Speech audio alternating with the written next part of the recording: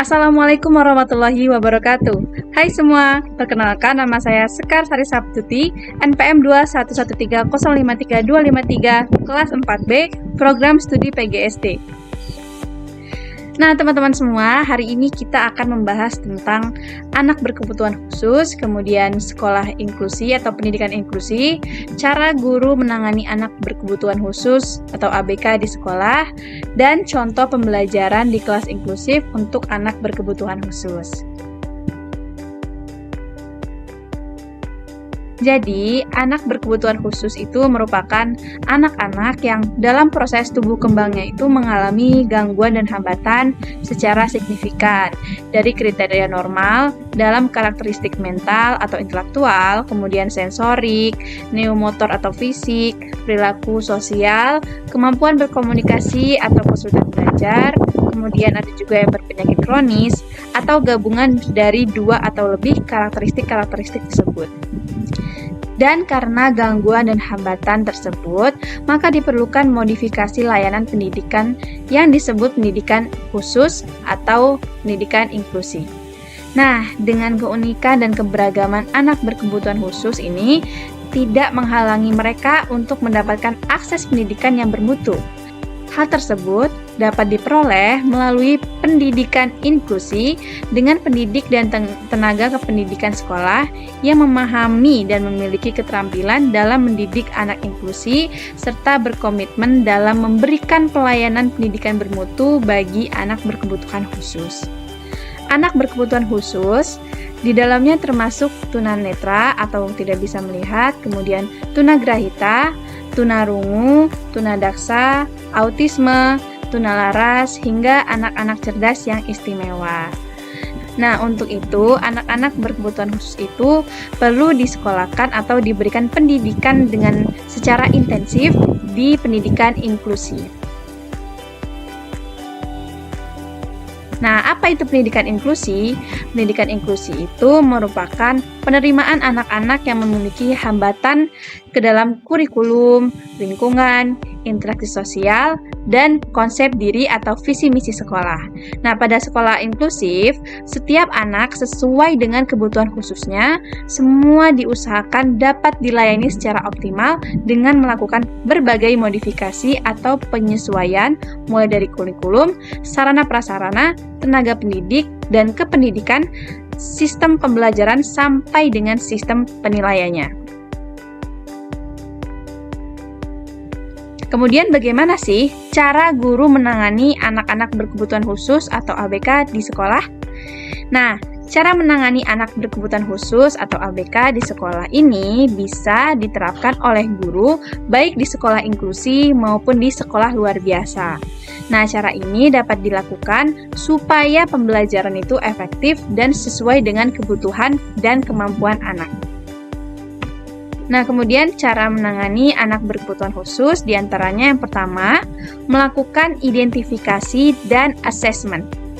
Yang pertama ini, cara guru menangani anak berkebutuhan khusus di sekolah inklusi maupun SLB, yakni dengan melakukan identifikasi dan asesmen. Asesmen sendiri merupakan kegiatan untuk kenali anak. Jadi tujuan dari asesmen ini untuk melihat kondisi, kemudian karakteristik anak, hingga kemampuan awal anak untuk nantinya menjadi dasar pembuatan program pembelajaran yang sesuai dengan anak. Yang kedua, menyusun program pembelajaran individual atau PPI dan juga RPP.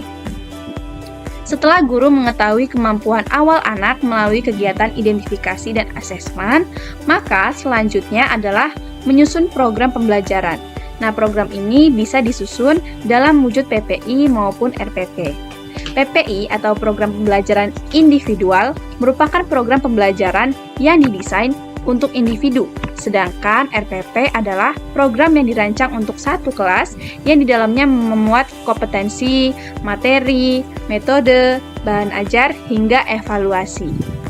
Yang ketiga, memilih metode pembelajaran yang sesuai. Nah, dalam menangani anak berkebutuhan khusus, seorang guru itu harus bisa memilih metode yang tepat.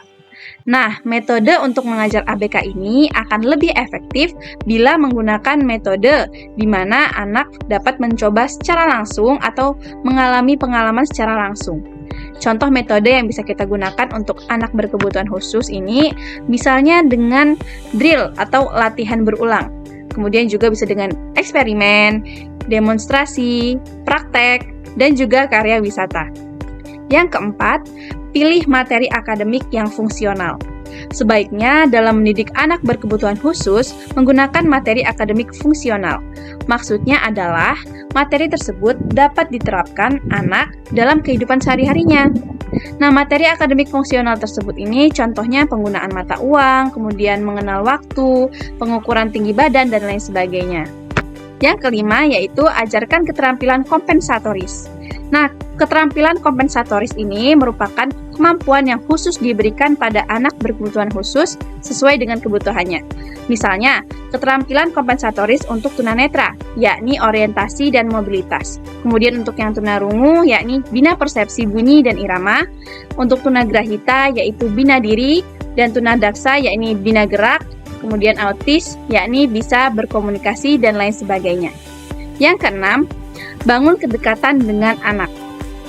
Membangun kedekatan dengan anak berkebutuhan khusus ini sangat-sangat penting dalam mendidik mereka, supaya anak ini menjadi nyaman dalam belajar, sehingga apa yang dipelajari bisa lebih mudah diserap oleh anak. Yang ketujuh, gunakan media dalam mengajar. Hal ini sangat penting ya teman-teman, karena media pembelajaran ini merupakan hal yang sangat penting, karena dengan menggunakan media bisa membuat siswa memahami materi dengan mudah. Media juga memungkinkan anak mengalami pembelajaran dengan lebih nyata, jadi anak tidak sekedar membayangkan saja. Yang kedelapan, gunakan analisis tugas atau task analysis. Analisis tugas ini merupakan pemecahan suatu kegiatan besar menjadi kegiatan yang kecil-kecil supaya anak itu lebih mudah dalam mempelajari sesuatu.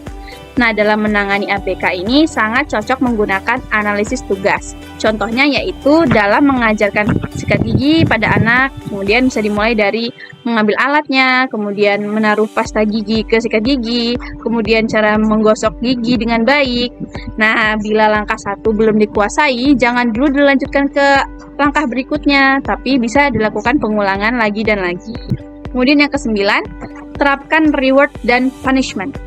Nah, cara guru menangani anak berkebutuhan khusus selanjutnya yaitu dengan menerapkan reward atau hadiah dan juga punishment atau hukuman.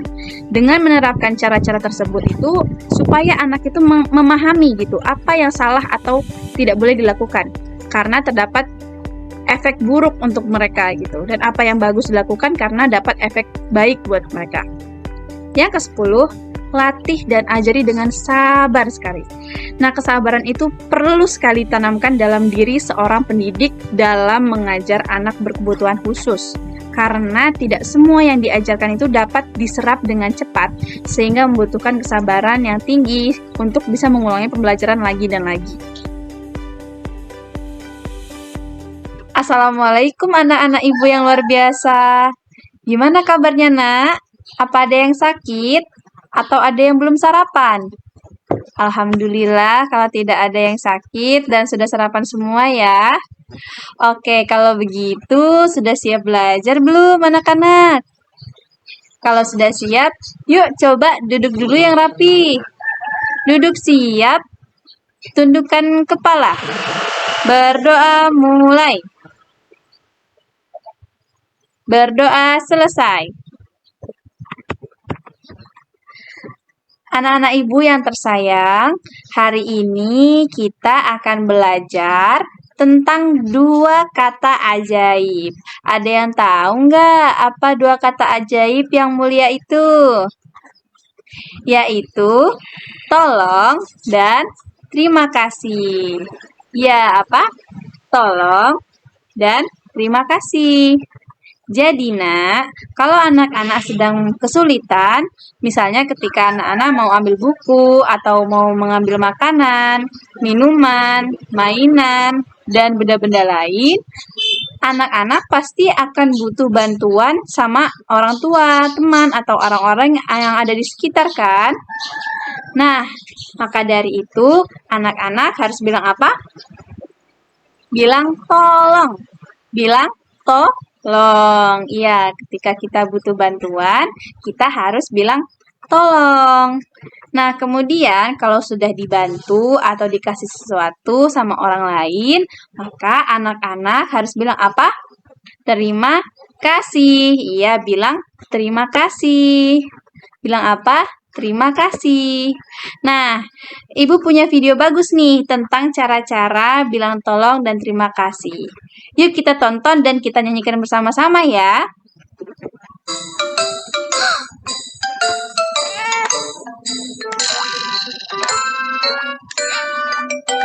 Saat mau sesuatu harus bilang apa? Tolong, tolong, tolong. Saat dapat sesuatu harus bilang apa? Terima kasih. Tolong dan terima kasih, tolong dan terima kasih. Dua kata yang mulia. Tolong dan terima kasih, tolong dan terima kasih. Ucapkan tiap hari. Saat butuh bantuan, harus bilang apa? Tolong, tolong, tolong. Saat kamu dibantu, harus bilang apa? Terima kasih. Tolong dan terima kasih, tolong dan terima kasih. Dua kata yang mulia. Tolong dan terima kasih, tolong dan terima kasih. Ucapkan tiap hari. Oke, good job semuanya. Terima kasih banyak ya anak-anak. Jadi kalau butuh bantuan harus bilang apa? Tolong. Dan kalau diberi sesuatu harus bilang apa? Terima kasih. Iya, bagus. Itu tadi kata-kata ajaib yang harus kita ingat dan terapkan di kehidupan sehari-hari. Jangan sampai lupa ya. Kalau begitu, kita cukupkan ya belajarnya pada hari ini. Anak-anak jaga kesehatan dan harus tetap semangat ya. Ibu akhiri. Wassalamualaikum warahmatullahi wabarakatuh. Nah, itu tadi contoh pembelajaran untuk anak berkebutuhan khusus di sekolah luar biasa ataupun sekolah inklusi. Sekian dari saya, semoga bisa bermanfaat bagi kita semua. Terima kasih atas perhatiannya. Wassalamualaikum warahmatullahi wabarakatuh. Sampai jumpa.